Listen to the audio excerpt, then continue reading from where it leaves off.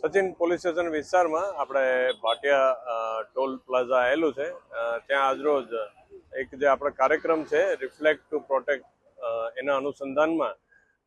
આપણે સચિન પોલીસ સ્ટેશનના ટીમ અને સચિન જે ભાટિયા ટોલ પ્લાઝાના ટીમના મેનેજર શ્રી અભિષેક સિંહ અને સાથેના ટીમ સાથે એક કાર્યક્રમ યોજવામાં આવેલો જેમાં રિફ્લેક્શન પટ્ટીઓ નાના વાહનથી લઈને મોટા હેવી વ્હીકલમાં બધી જગ્યાએ લગાવવામાં આવે છે, જેનો ઉદ્દેશ્ય એ છે કે રાત્રિના સમયે અકસ્માતોનું જે પ્રમાણ છે એ ઘટે. કારણ કે ઘણી વખત બનતું એવું હોય છે કે રિફ્લેક્શન નહીં હોવાના કારણે, વાહન નહીં દેખવાના કારણે અકસ્માત બનતા હોય છે. તો આ રિફ્લેક્ટર બેન્ડ લગાવવાથી લાઇટ પડવાના કારણે તરતથી